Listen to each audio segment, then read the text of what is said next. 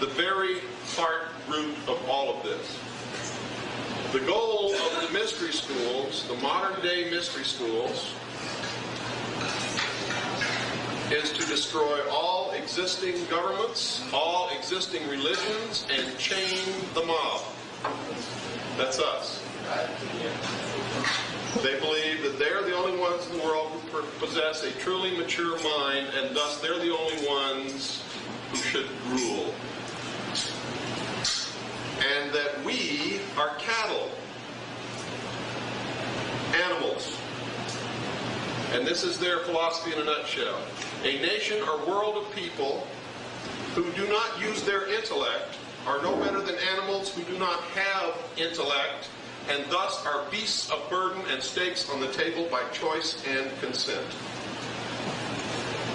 And I have to say this, 90% of the time, most people prove them right. Most people have never had an original thought in their life. It's unfortunate, but it's true. Our forefathers belonged to these secret societies. Now, some people have come to me and said, Bill, you claim the Constitution is so great. How can you do that and then say that our forefathers are members of this secret society that's trying to destroy this country and bring about the New World Order? They think there's a dichotomy there, and there's not. Because this was the grand experiment. It was also the antithesis to the monarchs, the kings and queens of Europe, whom they had sworn to topple from their thrones. How do you topple a king from the throne? You give the people, the subjects, a taste of freedom. You can go ahead, sir, just walk around the camera if you will. All through history, let me give you a little background. All through history, man had claimed that he didn't need to be ruled by kings and queens, and that he wasn't property and he didn't want to be property. Because up until the time this country was founded, no people in this whole world had ever been free and had always been the property of the ruler. The king, the queen, the emperor, whatever they called themselves. Man was a property just like a cow was. What made somebody free, what made them capable of ruling, was genetics. Your line of genetic descent or ancestry determined whether you were going to be property or you were going to be a king. And nothing else determined that. Our forefathers, in their efforts to bring about their dream of a perfect world where they would not be oppressed by kings or queens, or by popes or religions, or by the mob. In their quest for that, they created this nation as the antithesis to the kings and queens and emperors and empresses of the old world. And they knew that if they gave the common man a taste of freedom, that the kings and queens and emperors would topple off their thrones like dominoes in a row across the floor. And that's exactly what happened. Not long after this country was established, the French Revolution took place by the same groups. The same secret societies caused the French Revolution, caused the revolution in this country. All of our forefathers belonged to the Freemasons. They were all also Knights Templars. They were also members of the Illuminati. They were not bad men. The people who are bringing about the New World Order today do not believe themselves to be bad men. They believe it must be done in the best interest of mankind.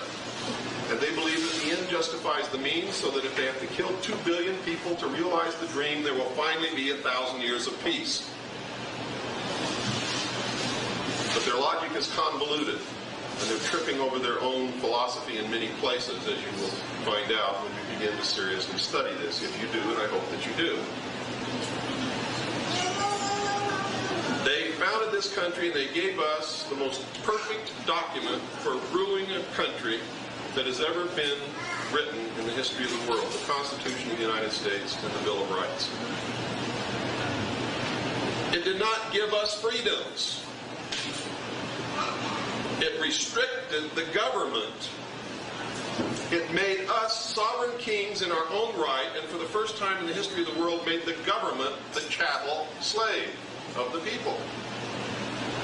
It reversed, turned the tables on everything that had gone before.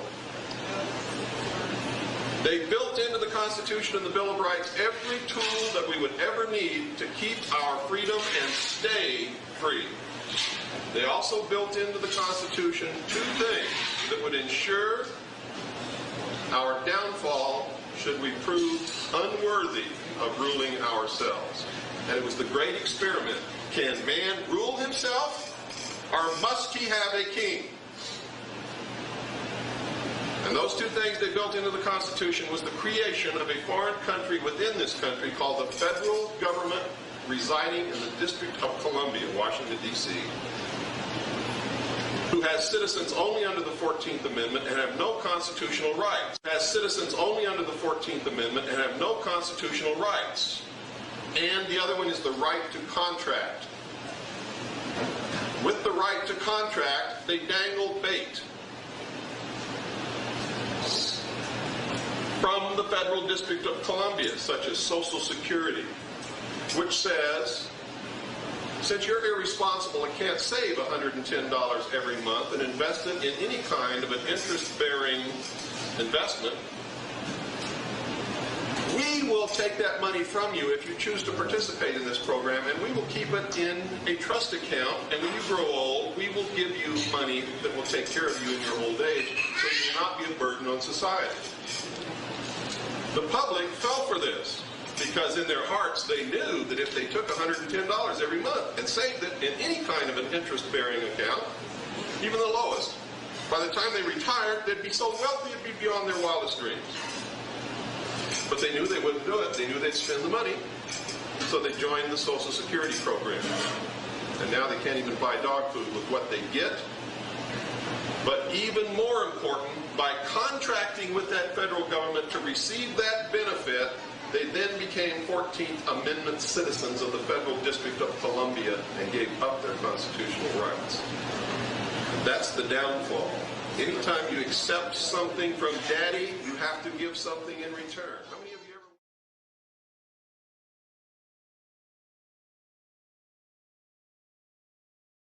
Freedom is the air we cannot do without, that we breathe without even noticing it, until the time comes when, deprived of it, we feel that we are dying. It is a startling fact that throughout history, freedom has been considered so precious that some individuals have preferred death to a life in which it is absent. Is life so dear, or peace so sweet, as to be purchased at the price of chains and slavery? Give me liberty, or give me death. Samuel Sharpe, the leader of a Jamaican slave rebellion, upon facing imminent execution in 1831, professed the immortal words, "I would rather die on yonder gallows than live in slavery." Yet freedom is no longer considered what the Norwegian playwright Henrik Ibsen called our finest treasure, as the heroic cry of "give me liberty or give me death" has been replaced by what Aldous Huxley referred to as the cry, "give me television and hamburgers, but don't bother me with the responsibilities of liberty." Instead of cherishing our liberties, many of us are willing to forego them for the mere promise of a bit more safety, security, material gain, or ease of life. But this exchange proves to be a Faustian bargain, for as humans we do not flourish in the safety and security of a caged existence. Rather, we suffer like all other animals. What is more, freedom is an essential, not optional condition for a prosperous society. We need freedom to generate the wealth that supports human life. We need freedom to unleash the creativity that moves civilization forward. And we need freedom to promote the voluntary social cooperation that keeps a society peaceful and prosperous. Poverty increases insofar as freedom retreats throughout the world, and vice versa, wrote Albert Camus. In this video, we are going to provide a defense of freedom, so as to counteract the complacency that many hold with regard to its life-promoting value. To do this, we will utilize the technique of examining a thing's antithesis, or opposite, to better grasp the nature of the object under study. So what is the opposite of a society structured on the foundation of freedom? It is a society structured on the use of coercive force. Can you not see that there are only two creeds in the world possible for men? That there are only two sides on which a man can place himself? Are you for a free world, or for a world placed under authority? Are you a believer in force, Or do you take your stand on the fixed and inalienable rights of the individual? Force used defensively to ward off aggression against one's person or property is almost universally accepted as necessary and justified. But in the modern world, most people accept an additional type of force as necessary, namely coercive force used by centralized governments in order to exert extensive top-down control of a society. But unlike force used defensively, there is not universal agreement as to whether centralized government force is necessary, justified, or whether it even contributes, rather than inhibiting, the order of a flourishing society. Some suggest that the massive centralized states that dominate our world are parasitic, and destined to destroy the societies which function as their hosts. The 19th century British philosopher Oberon Herbert was one individual who opposed the unchecked coercive force of modern governments.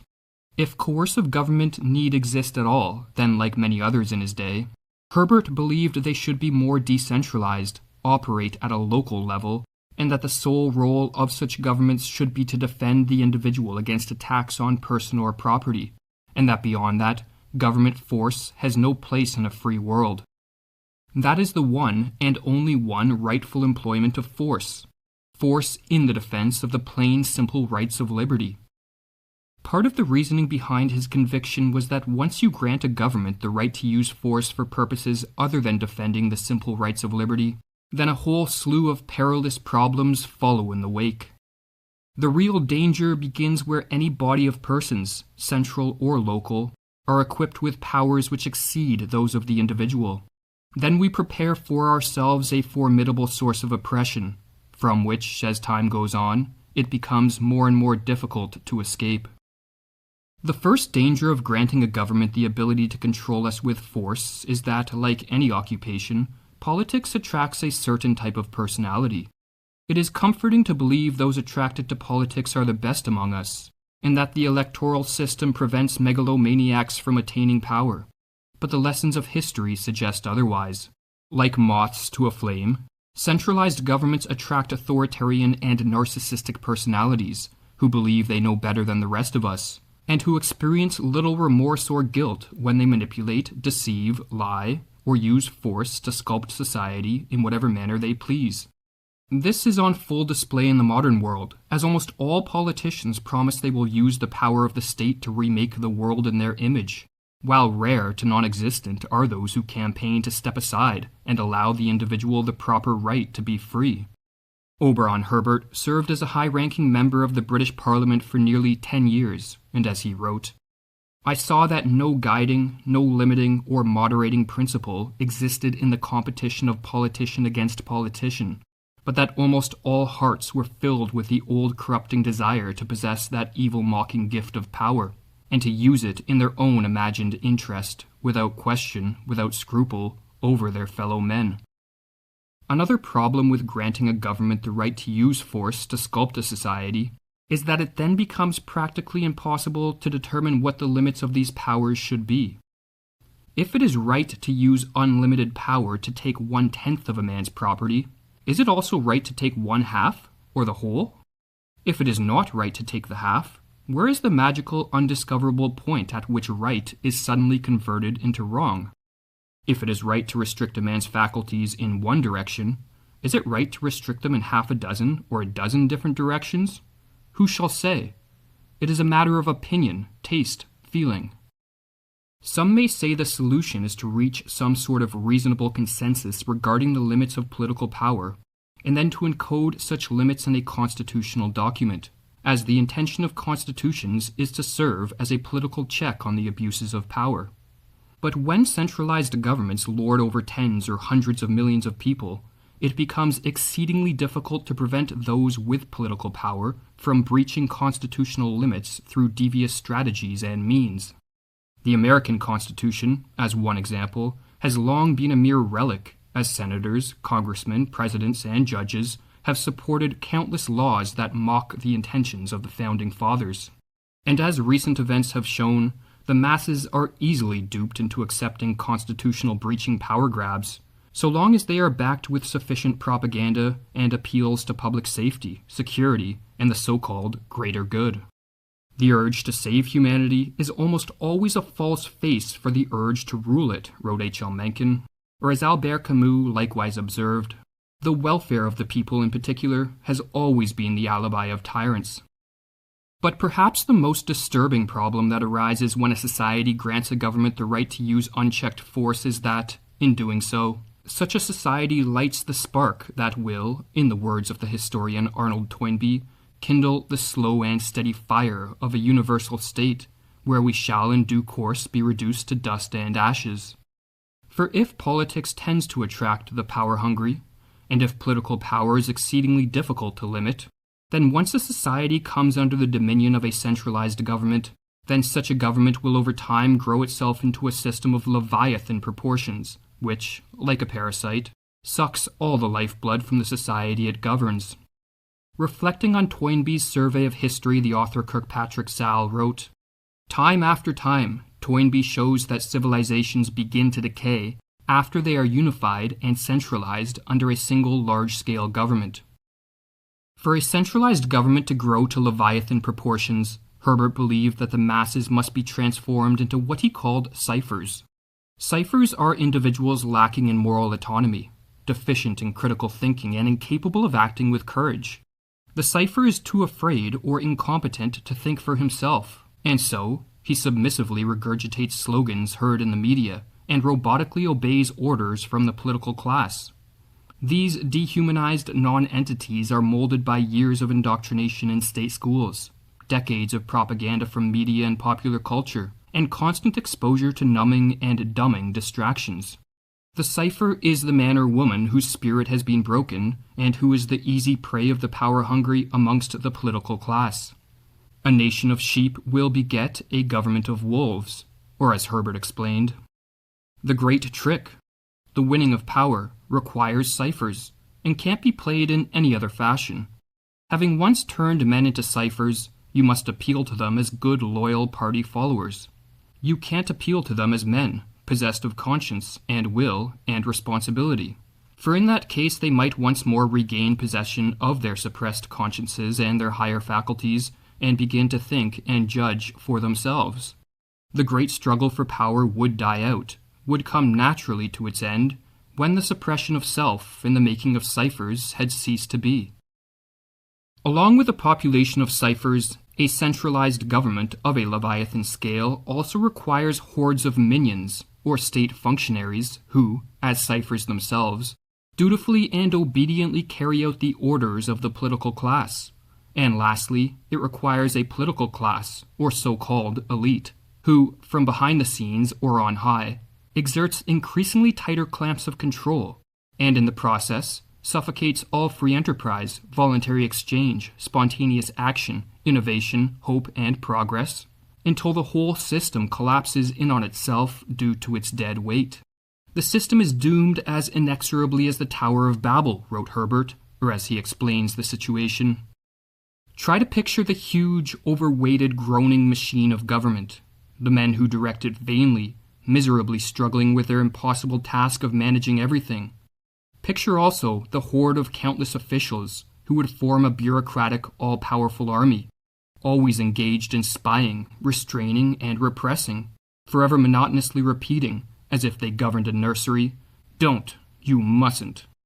And then picture imprisoned under the bureaucratic caste a nation of dispirited ciphers.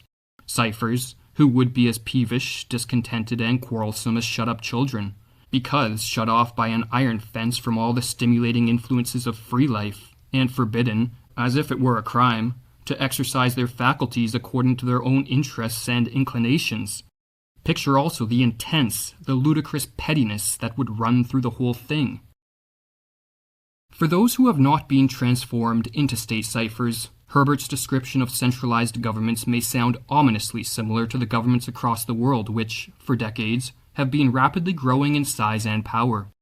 And so, if centralized government is a parasite destined to destroy its host, then it seems as if more people should be questioning the validity of centralized government power, and considering whether a move back towards the foundations of freedom is the panacea needed to find our way out of the absurd contemporary socio-political mess. For as Herbert cautioned, time is a great logician, and succeeding generations will either press steadily on to the system that is the perfection of force, or to the perfection of liberty.